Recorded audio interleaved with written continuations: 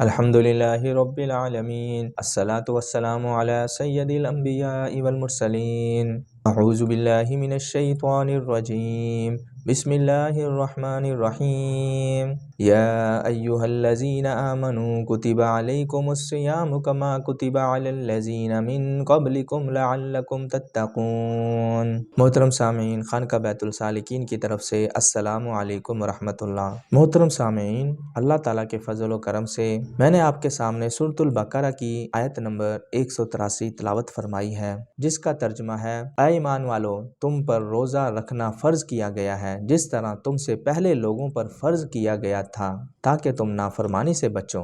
محترم سامعین، روزہ ہر عاقل بالغ مسلمان پر فرض ہے۔ اس کے علاوہ جو سفر پر ہے یا کسی سخت مرض میں مبتلا ہے، صرف اس کو معافی ہے، بعد میں اس کی پھر وہ قضا کرے۔ نبی کریم صلی اللہ علیہ وآلہ وسلم کا فرمان ہے: جو شخص جھوٹ اور بیہودہ بولنا اور جھوٹ پر عمل کرنا نہ چھوڑے، اللہ تعالیٰ کو اس کے کھانے پینے کو چھوڑ دینے کی ضرورت نہیں۔ محترم سامعین، حدیث سے یہ بات ثابت ہوا کہ روزہ صرف بھوکا پیاسا رہنے کا نام نہیں، ہر وہ فعل جس سے شریعت نے منع کیا ہے اس سے باز آ جانا۔ روزے کا مطلب یہ ہے صرف ہم سارا دن بھوکا پیاسا رہیں اور ساتھ ہم جھوٹ، فریب وغیرہ، دھوکہ دہی اور گناہ، نماز کا نہ پڑھنا، تو اس کا کوئی فائدہ نہیں ہے۔ رمضان المبارک میں ان سب کاموں سے باز رہنے کا نام روزہ ہے۔ محترم سامعین، خود سحری و افطار کرنے یا کسی دوسرے مسلمان کو کروانے کی بہت بڑی فضیلت ہے۔ نبی کریم صلی اللہ علیہ وآلہ وسلم کا ارشاد ہے: سحری کرو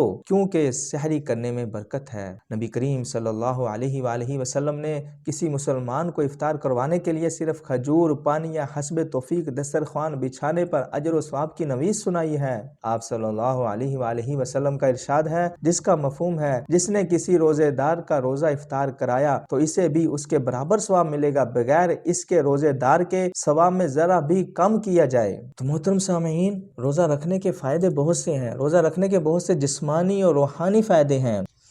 روزہ بہت سی بیماریوں کا علاج ہے۔ کھانے کی کثرت کی وجہ سے انسانی نظام و انہضام خراب ہو جاتا ہے۔ روزے کی وجہ سے اس کی خوراک میں کمی آ جاتی ہے، جس کی وجہ سے نظام و انہضام کی بیماری کا علاج ہوتا ہے۔ روزہ رکھنے کی وجہ سے جسم سے فاسد مادے جو ہیں وہ خارج ہو جاتے ہیں، جسمانی اور روحانی بیماریوں سے بچتا ہے۔ اس کے علاوہ انسان مختلف گناہوں، برائیوں سے بھی بچتا ہے۔ سادہ زندگی کا احساس پیدا ہوتا ہے۔ عیش و عشرت کی زندگی کو انسان چھوڑ دیتا ہے، میانہ روی اختیار کرتا ہے۔ نبی کریم صلی اللہ علیہ وآلہ وسلم کا ارشاد ہے، جس کا مفہوم ہے: ہر چیز کی زکوٰۃ ہے اور جسم کی زکوٰۃ روزہ ہے۔ اور محترم سامعین، روزہ جو ہے ایک بھوک کی احساس پیدا کرتا ہے ہمارے لیے، جو بہت ضروری ہے۔ ایک دوسرے انسان کی بھوک کو ہم محسوس کرتے ہیں۔ جب روزے میں ہوتے ہیں تو ہمیں اس سے پتہ چلتا ہے کہ بھوک کیا ہے۔ یہ ہمیں سبق دیتا ہے، اپنے مسلمان بھائیوں کی مدد کریں ہم۔ تو روزے کے بہت سے فائدے ہیں۔ انشاءاللہ ہمارا یہ جو سیریز چل رہی ہے تو اسی طرح ہم آپ کو اور بھی بتاتے رہیں گے۔ فی امان اللہ، السلام علیکم ورحمۃ اللہ۔